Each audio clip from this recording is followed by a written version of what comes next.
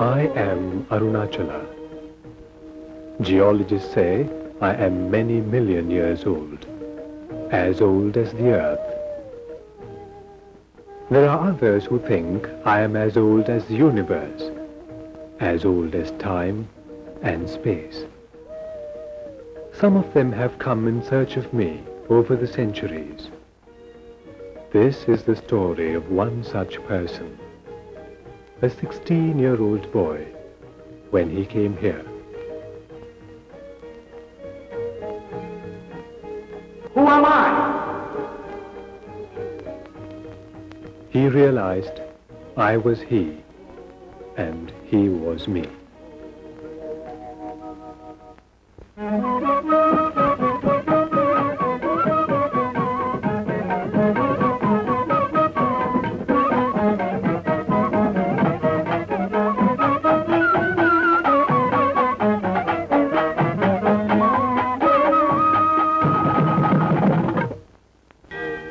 The Tiruvannamalai township and temple are on the foothills of Arunachala in Tamil Nadu.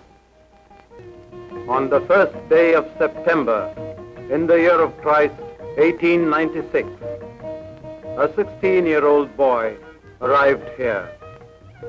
He had come a long way. Arunachala Shiva, Arunachala Shiva.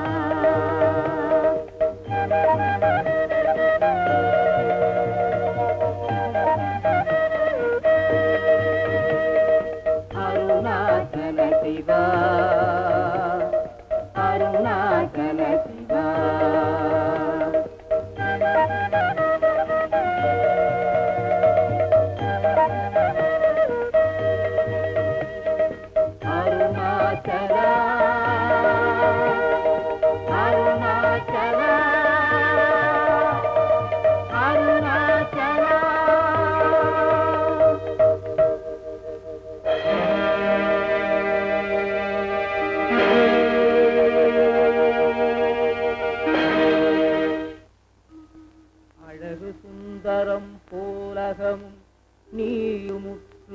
அபிநமாயிருப்போம் Arunachala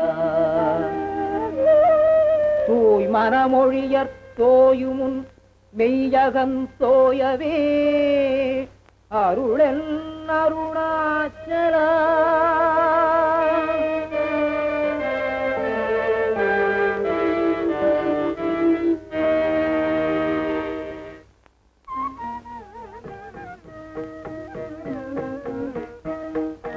Sitting in meditation in the temple mandap, before long, he found it was not all that peaceful around here.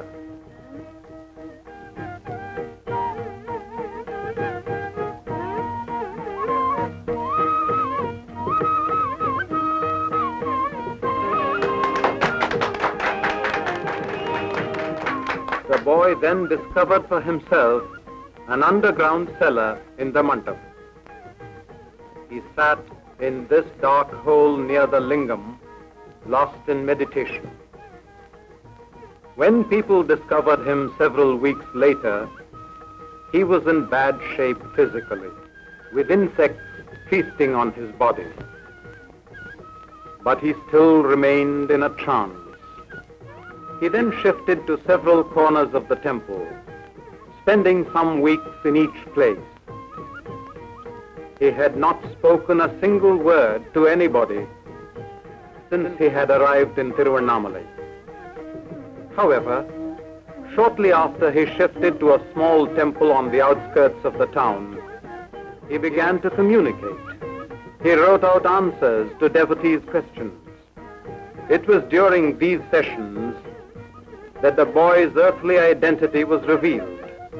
Venkataraman of Tiruchuri village near Madurai. His uncle found his whereabouts and attempted his best to call him back.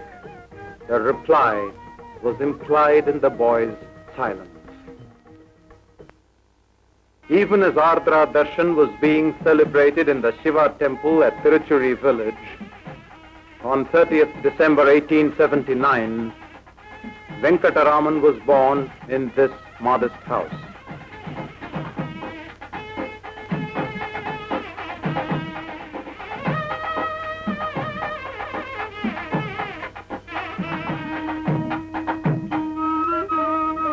When Venkataraman was hardly 12, his father Sundaramayyar, an unlicensed pleader in the local court, passed away. With his elder brother, Venkataraman shifted to Madurai, to his uncle's house.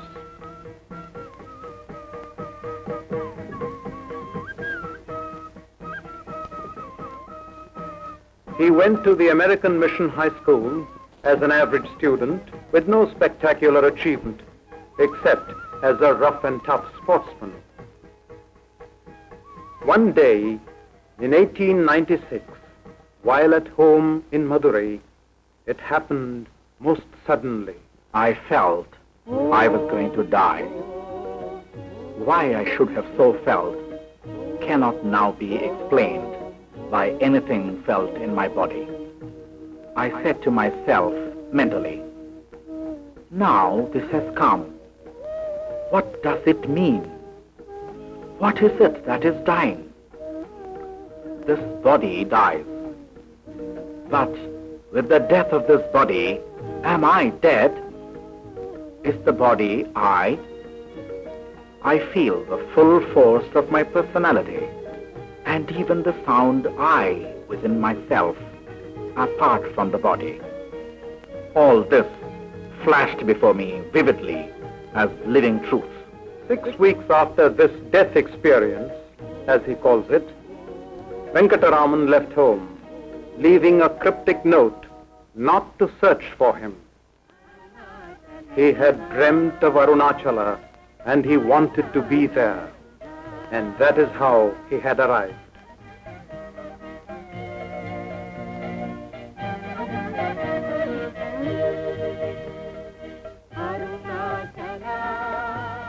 Soon after the uncle left Tiruvannamalai, the young sage moved his residence to another small temple on a hillock.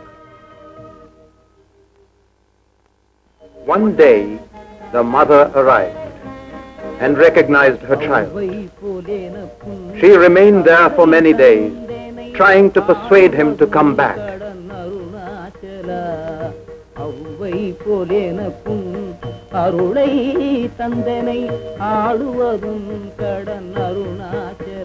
But she had to go back alone.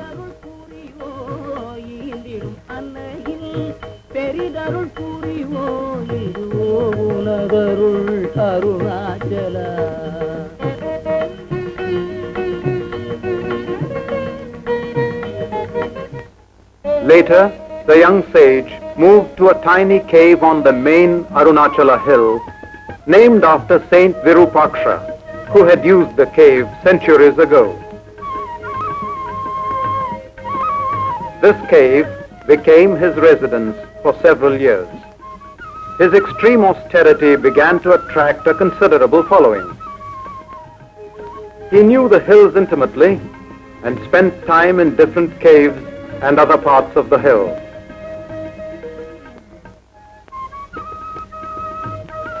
For 3 years since his arrival in Tiruvannamalai, he had remained silent. And now a new phase started, when in response to ardent devotees' requests, he began to talk, sometimes giving discourses. Some of the devotees preserved these manuscripts, which were later published in various languages. A renowned Sanskrit poet and scholar, Ganapati Muni, by a sudden instinct, rushed and climbed the hill to meet the young sage of whom he had heard. The meeting and the advice received from the youth deeply touched the scholar.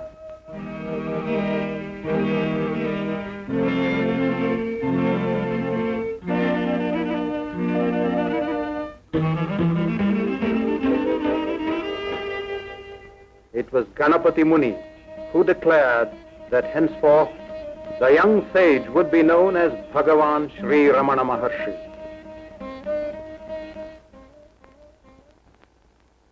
As disciples came from far and near, the word spread.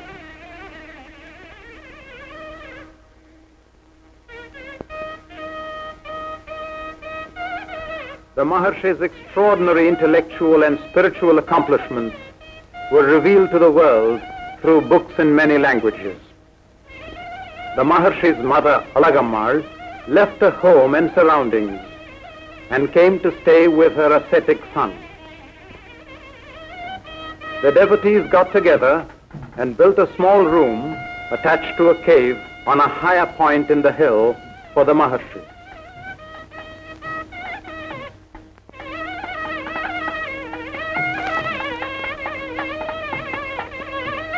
From 1916, for about 7 years, Skandashramam became the Maharshi's abode.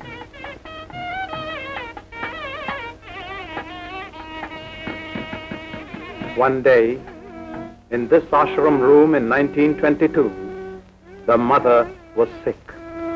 The Maharshi sat by her side the whole day long till the end came.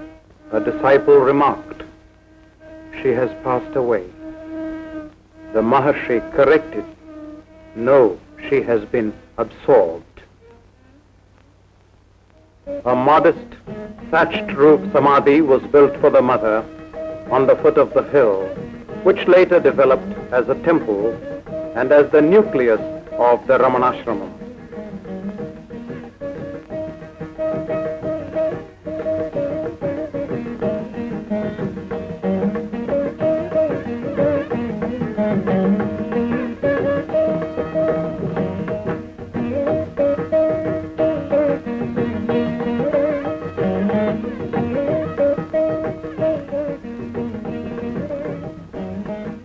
In his eyes, there was no discrimination whatsoever of caste, creed, religion, or race. He was accessible to anyone who came to him.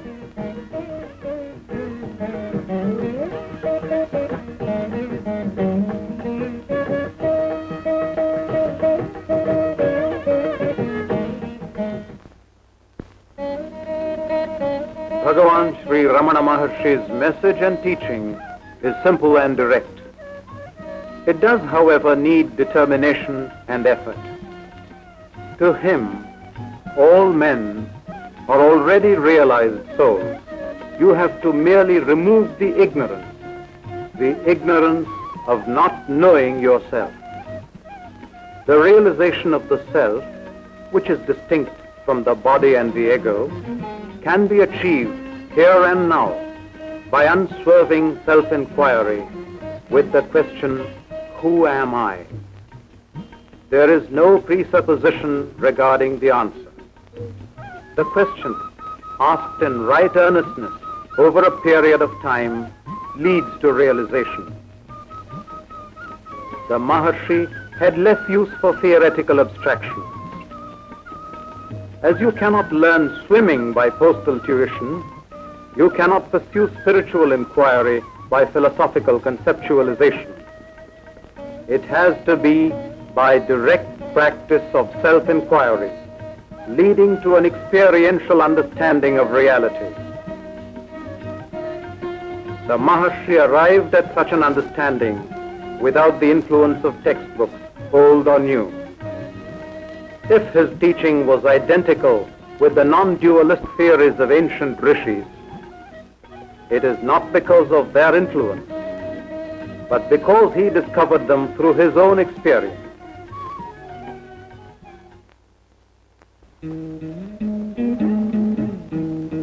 Indeed, Bhagavan's grace extended beyond the human family. His identification and rapport was with all living things. Peacocks, cows, monkeys, dogs, and even snakes on the hillock treated him as a natural master, coming to him to play and receive eatables from him.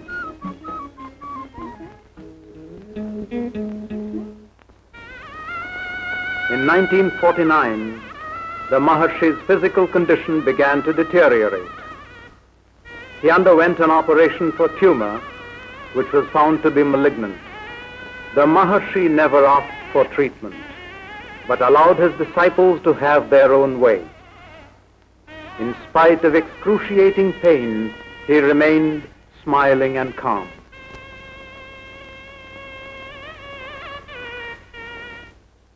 On 14th April 1950, he attained Mahasamadhi. Ramanam Bhajegam, Ramanam Bhajegam. Exactly at the time of his Mahasamadhi, the observatory reported an unidentified meteor. The sparkling, radiant meteor flying across the sky was noticed and reported by several thousand people all over South India.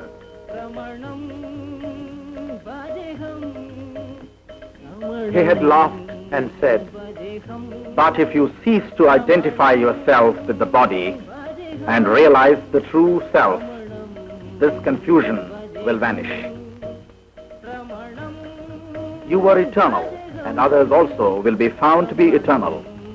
Until this is realized, there will always be grief due to false values. Yet people cried, Ramanam Bhajegam, Ramanam Bhajegam, Ramanam Bhajegam. to his devotees, he is still very much there in the ashram. His presence is deeply felt. Arunachala Shiva, Arunachala Shiva, Arunachala Shiva, Arunachala, Arunachala Shiva, Arunachala Shiva, Arunachala Shiva, Arunachala. கண்ணுக்கு கண்ணாய் கண்ணின்றி காணோனே காணுவதேவர் பார் அருணாச்சல காந்தமிரும்பு போல் கவர்ந்தேனை விடாமல் கலந்தே நொடிருப்பாய் அருணாச்சல